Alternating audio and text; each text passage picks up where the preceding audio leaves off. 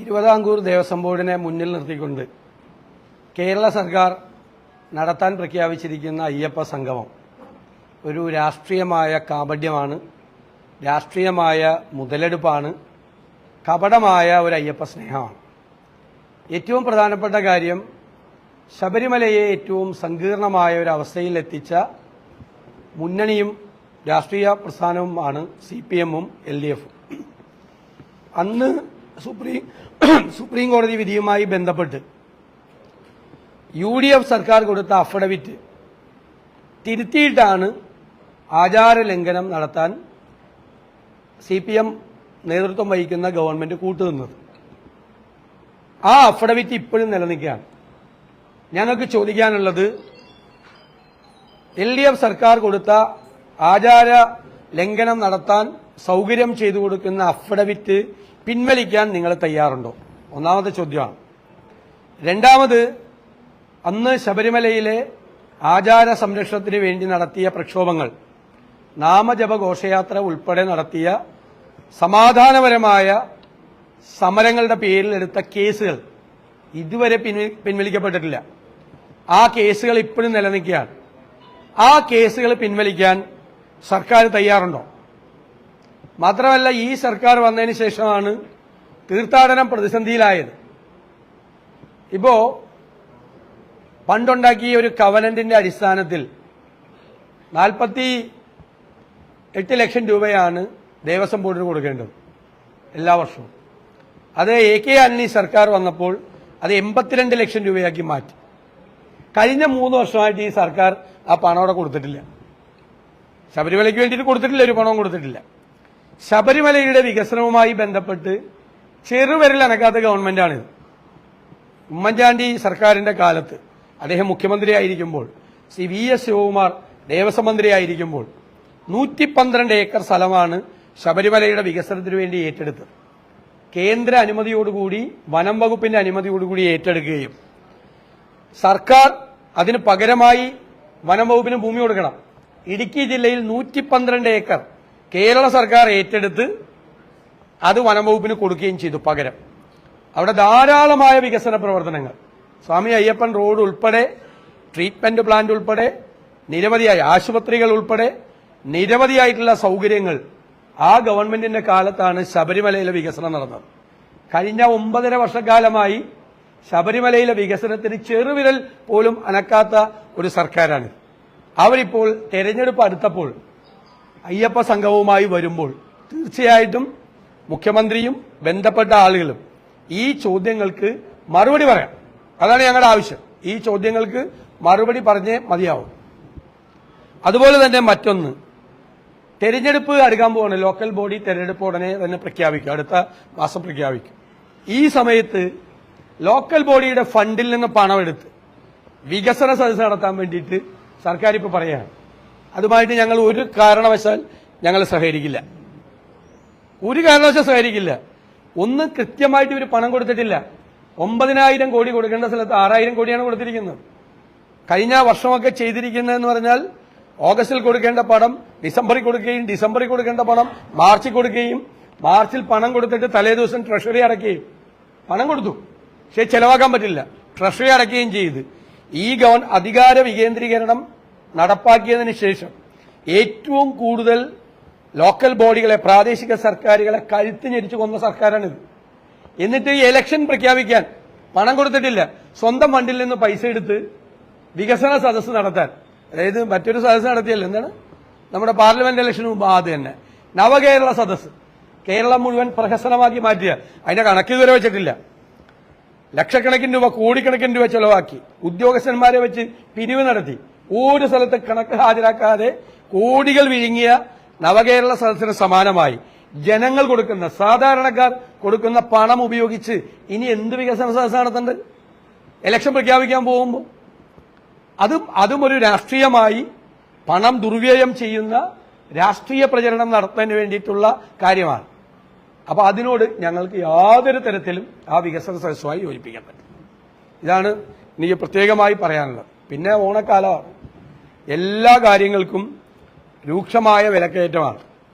കഴിഞ്ഞ 7 മാസമായി ഏറ്റവും കൂടുതൽ റീറ്റെയിൽ പണപ്പെരുപ്പം ഉള്ള ഇന്ത്യയിലെ ഒന്നാമത്തെ സംസ്ഥാനമായി കേരളം മാറിയിരിക്കുകയാണ്. 7 മാസമായിട്ട് തുടർച്ചയായിട്ട് ഏറ്റവും കൂടുതൽ വിലക്കയറ്റമുള്ള ഇന്ത്യയിലെ ഒന്നാമത്തെ സംസ്ഥാനം കേരളമാണ്. ജൂണിലെ 6.71% നിന്ന് ജൂലൈയിലായപ്പോഴേക്കും 8.89% പണപ്പെരുപ്പം കൂടി.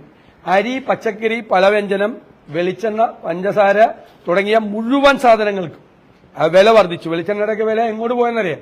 ആളുകൾ ഇപ്പോൾ വെളിച്ചെണ്ണയുടെ സബ്സ്റ്റിറ്റ്യൂട്ടൊക്കെയാണ് ആളുകൾ ഉപയോഗിക്കുന്നത്. ഇപ്പോൾ ഇന്നലെ സെപ്റ്റംബർ തുടങ്ങിയുള്ളൂ, ഓണക്കാല ആദ്യത്തെ ആഴ്ചയാണ്. റേഷൻ വിതരണം മുടങ്ങി, നിരന്തരമായി റേഷൻ വിതരണം മുടങ്ങുന്നു. മഞ്ഞക്കാർഡ് ഉടമകൾക്കുള്ള സൗജന്യ ഓണക്കിറ്റ് വിതരണവും തുടങ്ങി. കഴിഞ്ഞ ഒരു 6 മാസം മുമ്പ് പറഞ്ഞു, റേഷൻ വിതരണവുമായി ബന്ധപ്പെട്ട ഓൺലൈൻ സേവനങ്ങൾക്ക് ഇനി ഫീസ് ഏർപ്പെടുത്തില്ല. ഭക്ഷ്യവകുപ്പ് വലിയ അഭിമാനത്തോടു കൂടിയാണ് പറഞ്ഞത്, റേഷൻ കാർഡ് വിതരണവുമായി ബന്ധപ്പെട്ട ഓൺലൈൻ സേവനങ്ങൾക്ക് ഇനി കാശ് ഏർപ്പെടുത്തില്ല. അതൊരു നേട്ടമായിട്ടാണ് 6 മാസം മുമ്പ് പറഞ്ഞത്. ഇന്നലെ വീണ്ടും അതിൽ ഫീസ് ഏർപ്പെടുത്താൻ വേണ്ടി തീരുമാനിച്ചു. ഈ ഓണക്കാലം വിലക്കയറ്റം ഇല്ല എന്നുള്ള മുഖ്യമന്ത്രിയുടെ അവകാശവാദം യാഥാർത്ഥ്യങ്ങൾക്ക് നിരക്കാത്തതാണ്. ഇന്ത്യയിൽ ഏറ്റവും കൂടുതൽ വിലക്കയറ്റമുള്ള സംസ്ഥാനം കേരളമാണ്. ഏറ്റവും കൂടുതൽ നാണ്യപ്പെരുപ്പമുള്ള സംസ്ഥാനം കേരളമാണ്. സ്റ്റാറ്റിസ്റ്റിക്സ് ഡിപ്പാർട്ട്മെന്റ് പുറത്തിറക്കിയ കണക്കുകൾ വെച്ചാണ് ഞങ്ങൾ പറയുന്നത്. മാത്രമല്ല, രൂക്ഷമായ കരിഞ്ചന്ത മാർക്കറ്റിലുണ്ട് ഓണക്കാലത്ത്. ആ ബ്ലാക്ക് മാർക്കറ്റിനെ, കരിഞ്ചന്തയെ നിയന്ത്രിക്കാനുള്ള, വിലക്കയറ്റം നിയന്ത്രിക്കാനുള്ള ഒരു നടപടി ഗവൺമെന്റ് സ്വീകരിച്ചിട്ടില്ല.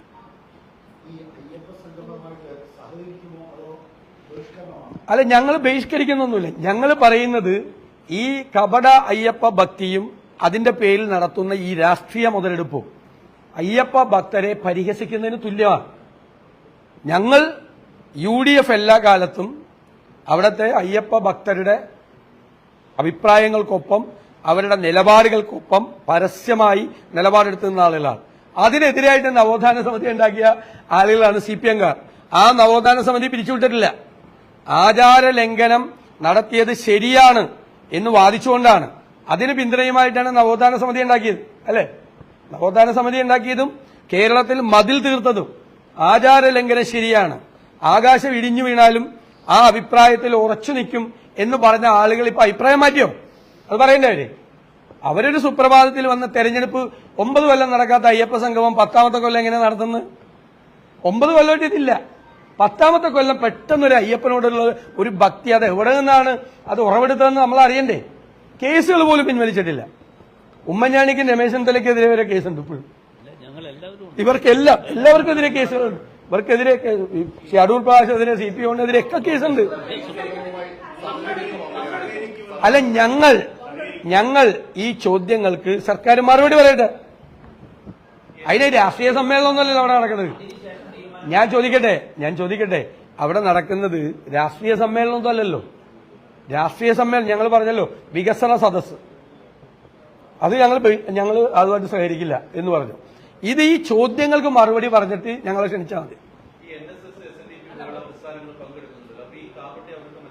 അല്ല, അത് അവരുടെ ഇഷ്ടം. അതൊക്കെ ഞാൻ പറഞ്ഞല്ലോ, ഞങ്ങൾ ഇത് പറഞ്ഞത് ഞങ്ങളുടെ അഭിപ്രായമാണ് പറഞ്ഞത്. ഏത് മതസംഘടനകൾക്കും അതിൽ പങ്കെടുക്കുന്നതിന് ഞങ്ങൾക്ക് യാതൊരു എതിർപ്പില്ല.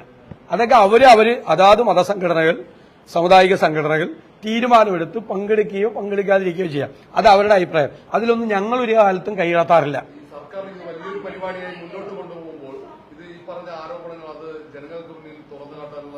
അല്ല, ഉറപ്പായിട്ട് ചോദിക്കുമല്ലോ. ഇതിപ്പോ നമ്മൾ നിങ്ങൾ വഴി നമ്മൾ പറയുന്നത് ജനങ്ങളോടല്ലേ ചോദിക്കുന്നത്.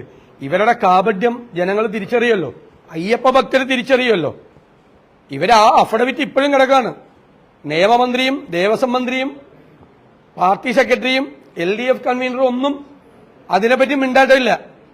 ആചാര ലംഘനത്തിന് കൂട്ടുനിൽക്കുന്ന, അതിനെ സപ്പോർട്ട് ചെയ്യുന്ന സത്യവാങ്മൂലം സുപ്രീം കോടതിയിൽ കിടക്കാണ്.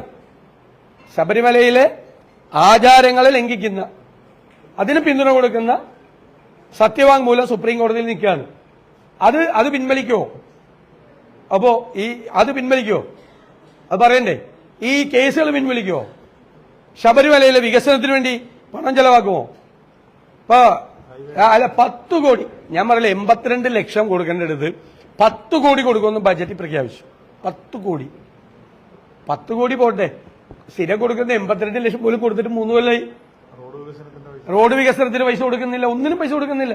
അല്ല, കവനന്റ് പ്രകാരം സർക്കാർ കൊടുക്കേണ്ട ആന്റണി ഗവൺമെന്റ് 82 ലക്ഷം രൂപയാക്കി വർദ്ധിപ്പിച്ച ആ തുക 3 കൊല്ലമായിട്ട് കൊടുക്കുന്നില്ല. 10 കോടി കൊടുക്കുമെന്ന് പ്രഖ്യാപിച്ചാണ്. 82 ലക്ഷം എല്ലാ വർഷവും 10 കോടിയാക്കി പ്രഖ്യാപിച്ചാണ് ബജറ്റിൽ. ഈ 82 കൊടുത്തിട്ടില്ല, പിന്നെയാണ് 10 കോടി കൊടുക്കുന്നത്. അപ്പൊ കാപട്യാണ്.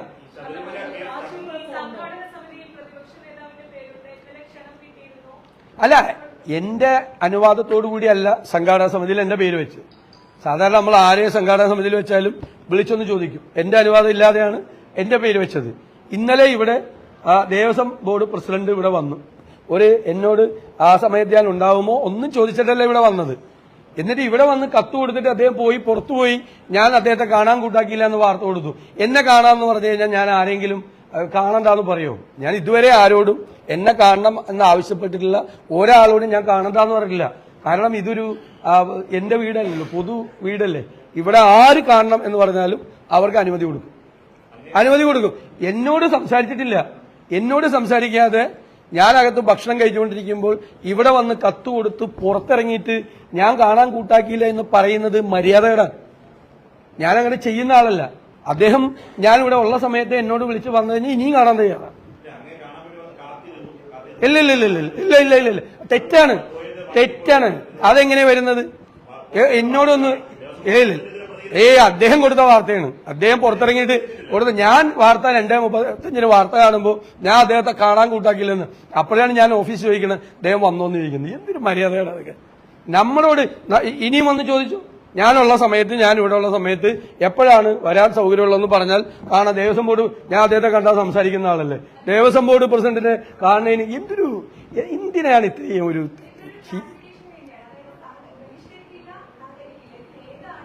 ഞങ്ങൾ വളരെ കൃത്യമായിട്ട് പറഞ്ഞല്ലോ. ഞങ്ങൾ ഉയർത്തിയ ചോദ്യങ്ങൾക്ക് സർക്കാർ മറുപടി പറയണ്ടേ? ഈ ചോദ്യങ്ങൾക്ക് മറുപടി പറയണ്ടല്ലേ അയ്യപ്പ സംഗമം നടത്തുന്നത്? ഈ സ്വാമി അയ്യപ്പനെയും ഈ ശബരിമല ക്ഷേത്രത്തെയും സങ്കീർണമായ ഒരു അവസ്ഥയിൽ എത്തിച്ച സർക്കാരാണിത്, അല്ലേ? ഗവൺമെന്റാണ് അതിന് നേതൃത്വം കൊടുത്ത ആളുകളാണ്. അവരുണ്ടാക്കിയ അവിടുത്തെ ആചാര ലംഘനത്തിന് പോലീസിന്റെ പിന്തുണയോടുകൂടി കൂട്ടുന്ന ആളുകളാണ് അവര്. അവിടെ നടത്തിയ എല്ലാ വൃത്തികേടുകൾക്കും കൂട്ടുന്ന ആളുകളാണ്. അയ്യപ്പ ഭക്തർ സംസ്ഥാന വ്യാപകമായി നടത്തിയ സമരത്തെ പോലീസിനെ ഉപയോഗിച്ച് അടിച്ചമർത്താനും കേസുകളെടുത്ത് അവരെ ജയിലിലാക്കാനും ശ്രമിച്ച ആളുകളാണ്. അപ്പൊ കേസ് പിൻവലിക്കണ്ടേ? പിന്നെ ആചാര ലംഘനത്തിന് പിന്തുണ കൊടുക്കുന്ന നവോത്ഥാന സമിതി രൂപീകരിച്ച് മതില് കെട്ടിയ ആളുകളാണ്. അപ്പൊ അതൊക്കെ തള്ളിപ്പറയണ്ടേ? അതെല്ലാം തള്ളിപ്പറയണ്ടേ? ഉറപ്പായിട്ടും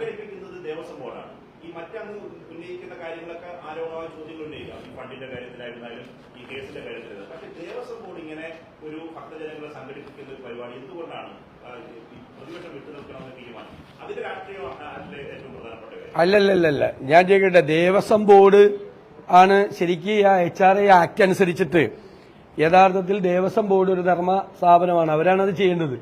ഇതിപ്പോ സർക്കാരല്ലേ മുമ്പിൽ നിന്നുകൊണ്ട് ദേവസ്വം ബോർഡിനെ മുമ്പിൽ നിർത്തിക്കൊണ്ട് ഈ പരിപാടി ചെയ്യുന്നത്. സർക്കാരല്ലേ അവിടെ നടത്തിയ എല്ലാ കുഴപ്പങ്ങളുടെയും പുറകിൽ അവരല്ലേ പുറകില്. അവരാണല്ലോ എല്ലാത്തിന്റെയും പുറകിൽ. എന്നിട്ട് ഇതാണ് ഞങ്ങളുടെ നിലപാട്. ഞങ്ങളെ പിന്തിരിപ്പന്മാരും ഫ്യൂഡലിസ്റ്റുകളുമായി ആക്ഷേപിച്ചു. ഞങ്ങളെ UDF നേതൃത്വത്തെ പിന്തിരിപ്പന്മാരും ഫ്യൂഡലിസ്റ്റുകളുമാണ് എന്ന് പറഞ്ഞു. ഇവര് പ്രോഗ്രസീവായിട്ടുള്ള ആളുകൾ, നവോത്ഥാനത്തിന്റെ വക്താക്കൾ. അവരാണ് നവോത്ഥാന സമിതി ഉണ്ടാക്കി, മതില് കെട്ടി, സ്ത്രീ സംരക്ഷണത്തിന് വേണ്ടി പോരാടുന്ന ആളുകളാക്കി. ഞങ്ങളെ പിന്തിരിപ്പന്മാരും ആക്കിയില്ലേ? മറുപടി പറയണ്ടേ? ഇപ്പൊ ഈ കാര്യങ്ങൾ, ഈ ശബരിമലയിലെ ഈ പ്രധാനപ്പെട്ട വിഷയങ്ങൾക്ക് മറുപടി പറയാതെ 9 വർഷം നടത്താത്ത അയ്യപ്പ സംഗമം തെരഞ്ഞെടുപ്പിന്റെ സായാഹ്നത്തിൽ കൊണ്ടുപോയി നടത്തുമ്പോൾ സാമാന്യ ബുദ്ധിയുള്ളവർക്ക് മനസ്സിലാവുമല്ലോ എന്തിനു വേണ്ടിയിട്ടാണ് അത് നടത്തുന്നതെന്ന്. അത് തന്നെ ഞങ്ങളും ചോദിക്കുന്നുള്ളൂ.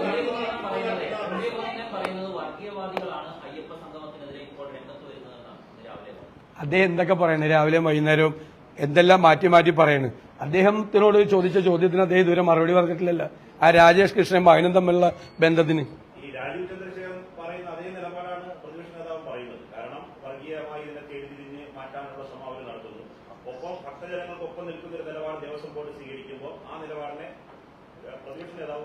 ഭക്തജനങ്ങൾക്ക് വേണ്ടിയിട്ടുള്ള എന്ത് നിലപാടാണ് സർക്കാർ സ്വീകരിച്ചിരിക്കുന്നത്? ഭക്തജനങ്ങൾക്ക് എതിരായിട്ടാണ്, അയ്യപ്പ ഭക്തർക്ക് എതിരായിട്ടുള്ള കാര്യമാണ് സുപ്രീം കോടതിയിൽ നിലവിലിരിക്കുന്ന അഫിഡവിറ്റ് ആണല്ലോ, സത്യവാങ്മൂലം. അവിടെ ആചാര ലംഘനത്തിന് പിന്തുണ കൊടുക്കുന്ന സത്യവാങ്മൂലം, അത് സർക്കാരിന്റെയാണ്, സർക്കാർ കൊടുത്തിരിക്കുന്ന. UDF സർക്കാർ കൊടുത്ത സത്യവാങ്മൂലം തിരുത്തിയിട്ടാണ് LDF സർക്കാർ ആചാര ലംഘനത്തിന് കൂട്ടുവയ്ക്കുന്ന സത്യവാങ്മൂലം കൊടുത്തത്. അത് അവിടെ നിൽക്കാണ്. അപ്പോൾ കാണിക്കുന്ന അയ്യപ്പ ഭക്തി കാപട്യമാണ്. ശബരിമലയിൽ ആചാര ലംഘനം നടത്താൻ ഇപ്പോഴും സർക്കാരിന്റെ നിലപാട് അതാണ്, ആണല്ലോ, അതല്ലേ? അത് ചോദിക്കണ്ടേ ഞങ്ങൾക്ക്? ഞങ്ങൾ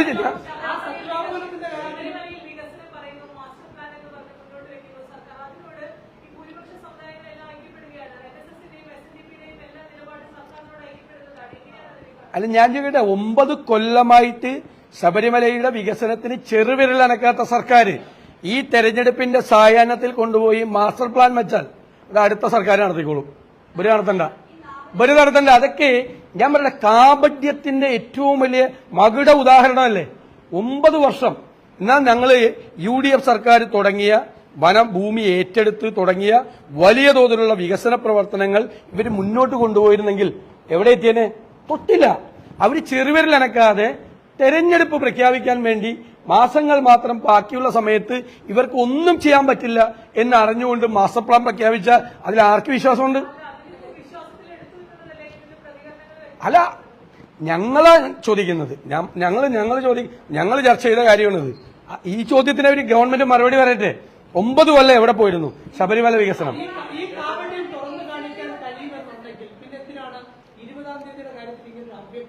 ഒരു അവ്യക്തതയില്ലല്ലോ. ഞങ്ങൾ ചോദിച്ചത് ഈ ചോദ്യങ്ങൾക്ക് മറുപടി പറയട്ടെ, സർക്കാരിന്റെ നിലപാട് വ്യക്തമാക്കട്ടെ, എന്നിട്ട് ഞങ്ങൾ അഭിപ്രായം പറയാം.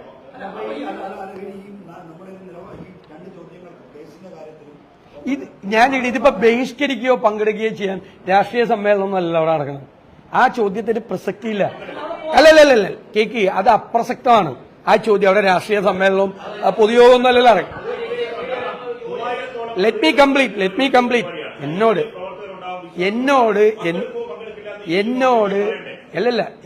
ഞാൻ പറയുന്ന എന്നോട് തീർക്കാൻ സമ്മതിക്കുക. നിങ്ങൾ ചോദിച്ചുകൊണ്ടിരിക്കല്ലേ? ഞങ്ങൾ വളരെ വ്യക്തമാണ്. ഞങ്ങൾ ഉയർത്തിയ ചോദ്യങ്ങൾക്ക് സർക്കാരും മറുപടി പറയട്ടെ.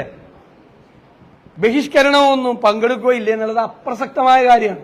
ഞാൻ പറഞ്ഞല്ലോ, അവിടെ നടക്കുന്ന രാഷ്ട്രീയ സമ്മേളനമാണോ ബഹിഷ്കരിക്കുകയോ സമ്മേളനം നടത്താൻ? അതിന് അങ്ങനെ പറയേണ്ട കാര്യമില്ലല്ലോ. പക്ഷേ അയ്യപ്പ സംഗമം നടത്തുന്ന സർക്കാർ ഈ ചോദ്യങ്ങൾക്ക് ശബരിമലയിലെ അയ്യപ്പ ഭക്തരായ ആളുകൾ, വിശ്വാസികളായ ആളുകൾ, ഞങ്ങൾ അവരെ കൂടെ ആയിരുന്നെന്ന് ആർക്കും തർക്കമില്ലല്ലോ. അതിനുവേണ്ടി ആക്ഷേപം കേട്ട പിന്തിരിപ്പന്മാരില്ലേ ഞങ്ങൾ? ഫ്യൂഡലിസ്റ്റുകളല്ലേ? ആ ഞങ്ങൾ അയ്യപ്പ ഭക്തന്മാർക്ക് വേണ്ടിയിട്ട് ഞങ്ങൾ ചോദിക്കുന്ന ചോദ്യമാണെന്ന് വിചാരിച്ചു.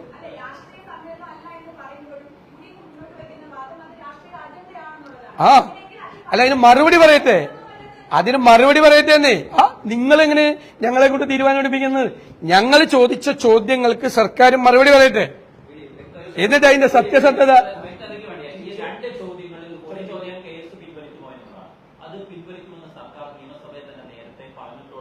ചെയ്തില്ലല്ലോ. എന്നാ നിയമസഭയിൽ പറഞ്ഞ 4 കൊല്ലമായി.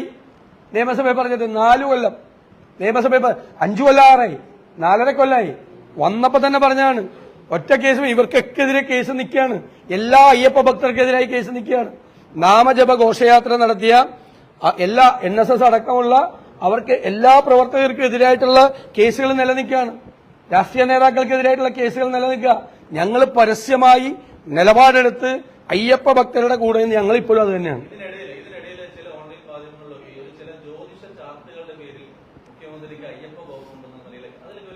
അല്ല, അത് ഞങ്ങൾക്ക് അറിയില്ല. ഞാൻ പിന്നെ അത്തരം ആരോപണങ്ങളൊന്നും ഉന്നയിക്കുന്ന ആളല്ലെന്ന് നിങ്ങൾക്കറിയാല്ല. അത് ഞാനും നിങ്ങൾ കേട്ടപ്പോ നിങ്ങളുടെ ഉള്ളിലും പുറത്തൊരു ചിരി വന്നതാണ് ആ വാർത്ത വായിച്ചപ്പോ. അത് നമുക്കും വന്നു എന്നല്ലാതെ ഞങ്ങളാരും അത്തരം ആരോപണങ്ങൾ ഉന്നയിക്കുന്ന ആളല്ല. എന്തെങ്കിലും നിങ്ങൾ അന്വേഷിക്കാലും വല്ല സത്യാവസ്ഥ ഉണ്ട്.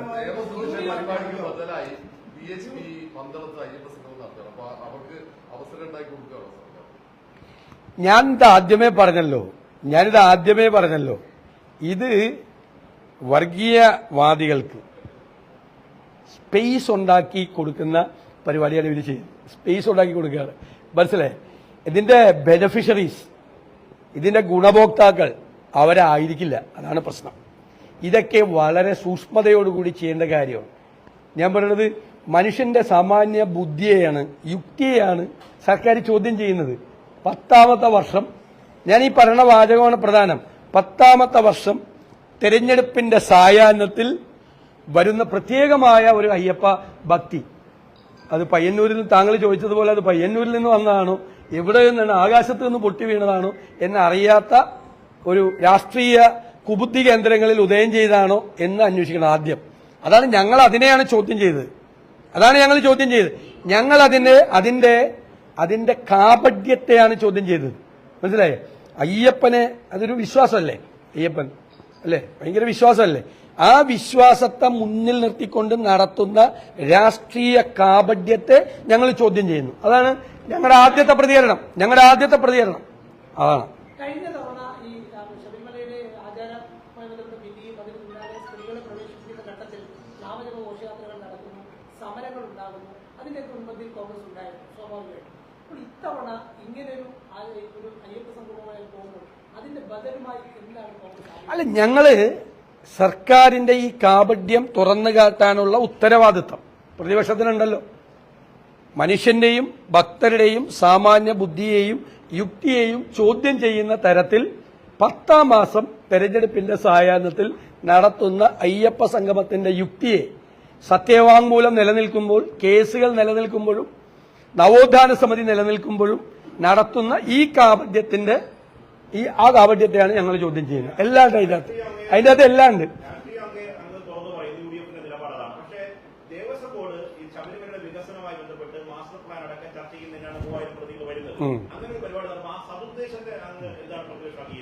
അതായത് 10ാമത്തെ കൊല്ലം, അല്ല 10ാമത്തെ കൊല്ലം ദേവസ്വം ബോർഡിന്റെ അവസാന സമയമല്ലേ? അല്ല, മാസ്റ്റർ പ്ലാൻ, അതായത് 3000 പേരാണ് മാസ്റ്റർ പ്ലാൻ ചർച്ച ചെയ്യണം. ഇതൊക്കെ ആരോട് പറയാം? 3000 പേര് കൂടിയിട്ട്, ജോണേ, 3000 പേര് കൂടിയിട്ട്, വെയിറ്റ് 3000 പേര് കൂടിയിട്ട് ചർച്ച ചെയ്യാൻ പോകണം മാസ്റ്റർ പ്ലാൻ, ശബരിമലയിലെ വികസനം. ഇങ്ങനെ ഒന്ന് കളിയാക്കല്ലേ? പൊതുജനത്തെ ഇങ്ങനെ അണ്ടർ എസ്റ്റിമേറ്റ് ചെയ്യല്ലേ? പൊതുജനത്തിന്റെ സാമാന്യ ബുദ്ധിയെ ഇങ്ങനെ അണ്ടർ എസ്റ്റിമേറ്റ് ചെയ്യല്ലേ? 3000 പേര് വന്നിട്ട് ഒരുമിച്ചിരുന്നിട്ട് വിദേശികൾ എല്ലാവരും കൂടി വന്നിരുന്ന് ശബരിമലയിലെ മാസ്റ്റർ പ്ലാനിനെ കുറിച്ചുള്ള തയ്യാറെടുപ്പ്, ഒരു വലിയ ഡോക്യുമെന്റ്. ആ ഡോക്യുമെന്റ് വരുമ്പോഴേക്കും ഇലക്ഷൻ വരും. അപ്പൊ വേറെ ഗവൺമെന്റ് അധികാരത്തിൽ വന്നു. ഞങ്ങൾക്ക് എന്താണ്? അല്ലല്ലല്ല, അതൊക്കെ ഞാൻ പറഞ്ഞ അതൊക്കെ അവരുടെ ഞങ്ങൾ ഒരു കാലത്തും ഒരു സമുദായിക സംഘടനയുടെയും തീരുമാനത്തെ ഞങ്ങൾ എതിർക്കാറോ ആ തീരുമാനത്തിന്റെ യുക്തിയെ ചോദ്യം ചെയ്യാൻ ഒന്നുമില്ല. അതൊക്കെ അവർക്കല്ല, അതിനുള്ള സ്വാതന്ത്ര്യത്തെ ഞങ്ങൾ ബഹുമാനിക്കുന്നു. ഇഷ്ടമുള്ള തീരുമാനം.